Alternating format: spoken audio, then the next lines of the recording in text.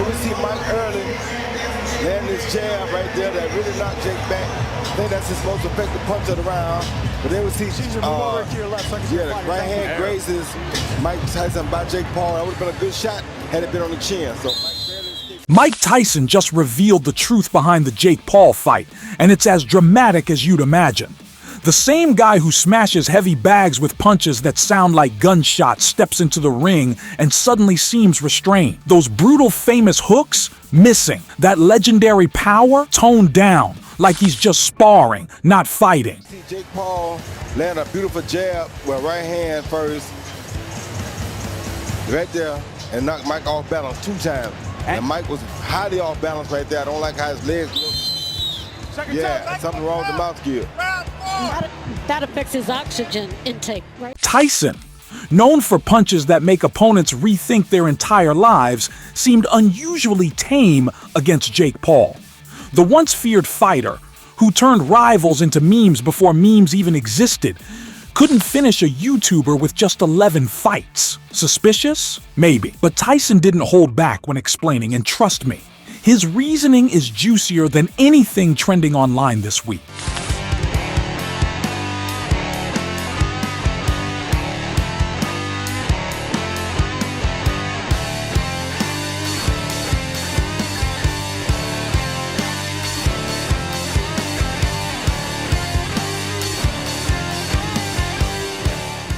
Mike Tyson, people talk to.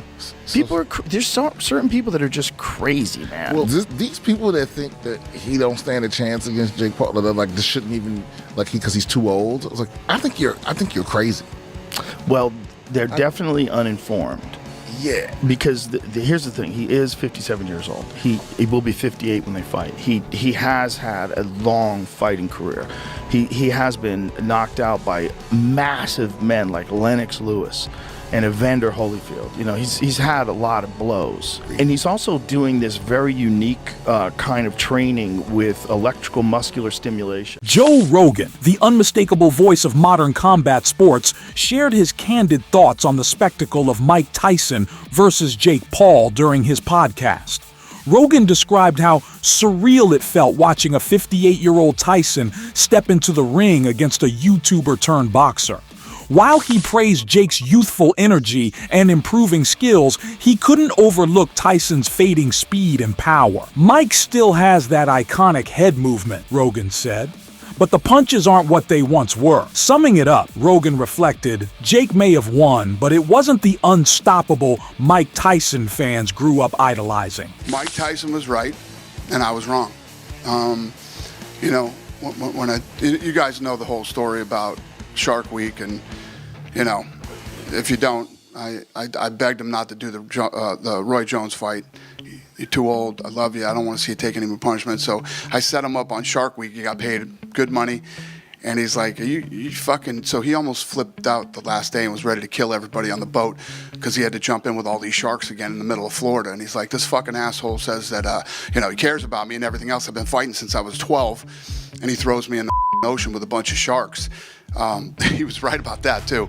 But he basically said, I told him, Mike, you're basically 60 years old. And he's like, you honestly think this kid's gonna do anything to me? Dana White openly admitted that Mike Tyson was right and he, Dana, was completely wrong. It all revolves around the Jake Paul fight. Surprising, isn't it?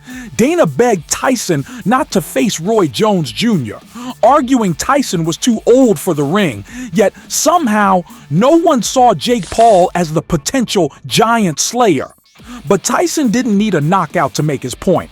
All he had to do was show up, cash his check, and remind the world that when he's involved, everyone profits. Nearing 60, Tyson didn't just fight Jake Paul, he took on the entire system. So, the next time you settle in for a Netflix night, remember this. It's not the greatest sporting event you're watching. It's a payday wrapped in the illusion of a fight. Fight was scripted. Everyone is talking about this on X, and the script was actually leaked on X a few days ago. Now this script has went viral. Let's see how accurate it was. The opening bell rings, Tyson is showing flashes of his old form, which actually happened. As soon as the bell went, Mike Tyson came out with that head movement, pushing forward. Immediately he stalks forward with his signature bob and weave style. Now let me just stop right there. Even before I sing this script, that's exactly what was going to happen. Like, what else would happen? Would Mike Tyson come out? We all hope to see Tyson deliver one of his signature KOs, but let's be honest, this isn't the Tyson of the 80s. As for Jake Paul, he didn't knock Tyson out. Not for lack of trying, but because charging at a 58-year-old who still knows how to counterpunch is a risky move. Instead, Paul played it safe, racking up points and walking away with "I beat Mike Tyson" added to his resume. Was the fight scripted? Probably not. If it was, they need better writers because it lacked real drama or surprises. Believe what you will, though. Tyson's $20 million richer. Paul's got another win on his record, and boxing purists are left mourning their glory days over their vintage fight poster. Many are upset over the Jake Paul and Mike Tyson fight, with some people claiming that it was rigged because many people bet a lot of money and they lost a lot of money. Allegedly, there's this script that got leaked showing how the fight was supposed to go down between Mike Tyson and Jake Paul. This was actually covered by World Star Hip Hop. So let's read this alleged script and see how the fight was supposed to go down. So round one was supposed to go like this. The opening bell rings and Tyson, showing flashes of his old form, immediately stalks forward with his signature bob and weave style. Mike Tyson has sparked a frenzy with the leaked details of his fight against Jake Paul, and fans are buzzing. Many are calling it more scripted drama than an actual boxing match. The supposed script outlines every jab, punch, and stumble like it's a scene from a soap opera. Tyson brings his iconic bob and weave in round one, while Paul spends most of his time dodging punches like he's avoiding responsibilities.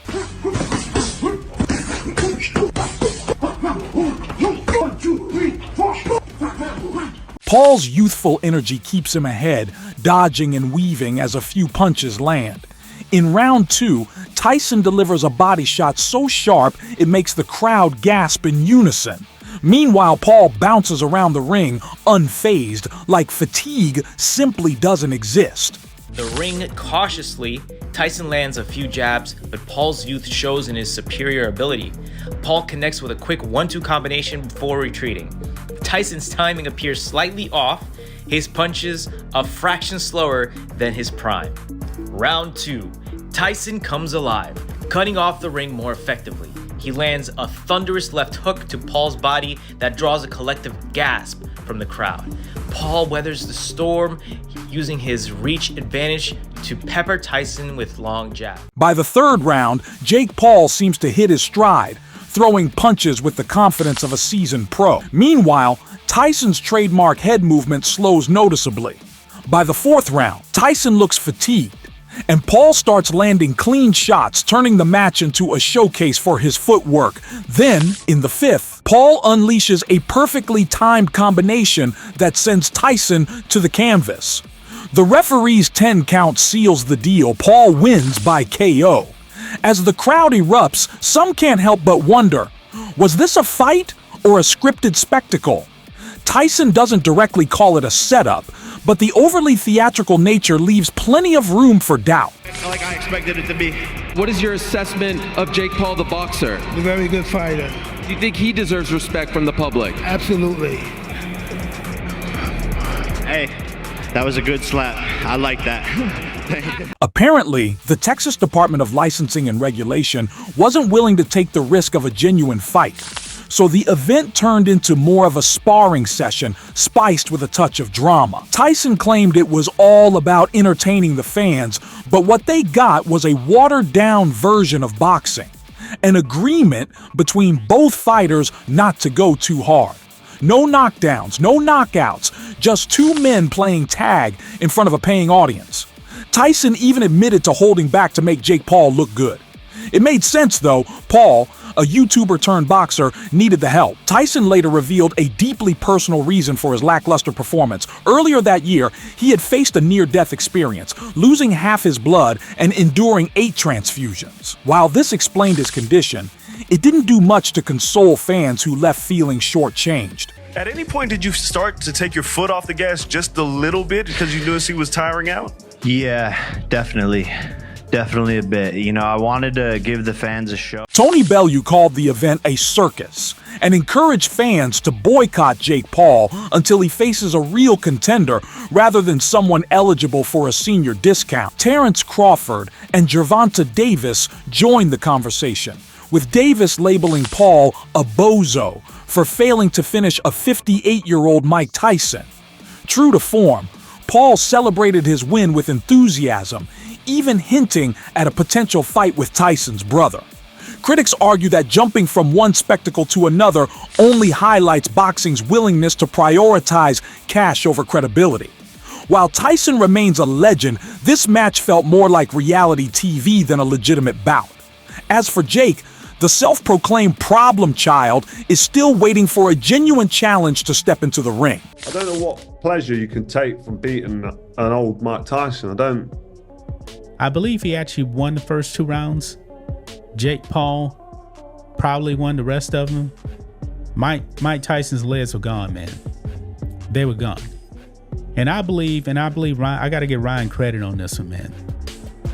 Because Ryan from Sports Wars, he did say that there would be like a no knockout clause. Mike Tyson versus Jake Paul. It seems like the peak of boxing now means a 58-year-old legend squaring off against a YouTuber turned boxer. The fight was pure absurdity. Fans expected a nostalgic Tyson knockout, but what they got was more of a glorified sparring session. Tyson dodged and weaved for about 30 seconds before his legs gave out. Meanwhile, Jake Paul, 31 years his junior, claimed victory in what many believe was about more scripted than a Broadway play. What do you think of the fight? It wasn't a good one. It wasn't a good one. No. Yeah. Overall, how'd you just see how Jake fought, how Mike fought? Well, you know, you can tell something was wrong with the Tyson leg, so he couldn't. His balance was off. Oh, that's crazy. You noticed that. I just talked to his trainer and he told me that exact thing. Yeah. His balance was off. His balance was off. Yeah. Yep. Critics wasted no time calling the fight scripted, especially after leaked details matched the play-by-play too perfect. Mike Tyson, clearly not himself, seemed restrained, likely bound by a contract preventing him from delivering his signature punches and possibly even sparing Jake Paul from a brutal knockout. Even boxing legends like Evander Holyfield spoke out, questioning if Tyson was set up to lose. Sure, Jake Paul has skills, but let's not rush to call him a boxing genius just for beating a man older than some of his jokes. Netflix hyped this event to the moon, only to deliver lagging streams in a fight that felt more like an awkward backyard brawl between a dad and his son. Tyson's fans, holding on to the memories of his prime, watched helplessly as their hero was reduced to biting his gloves instead of his opponent. What was supposed to be a clash of titans turned out to be a corporate cash grab that left boxing fans yearning for the days when the sport had dignity. He's still chasing Jake around the ring like that. Again, these are 2-minute rounds. Tyson requested the 2-minute rounds, wanting to see more action. He just landed the overhand right, testing the beard of Paul. Here we see Mike early, land this jab right there that really knocked Jake back. I think that's his most effective punch of the round. But then we see, the right hand grazes Mike Tyson by Jake Paul. That would have been a good shot had it been on the chin. So Mike barely escaped that one. Let's go. I don't like Mike's legs at 58 doses. The first round he's won in more than 2 decades. Yeah, I don't like Mike's legs. Mike Tyson just shed light on the Jake Paul spectacle, and what a reveal it was. Jake's bold plan to fight Tyson even had his dad laughing through tears. At 58, Tyson steps into the ring swinging, but let's face it, this is more showbiz than a real slugfest.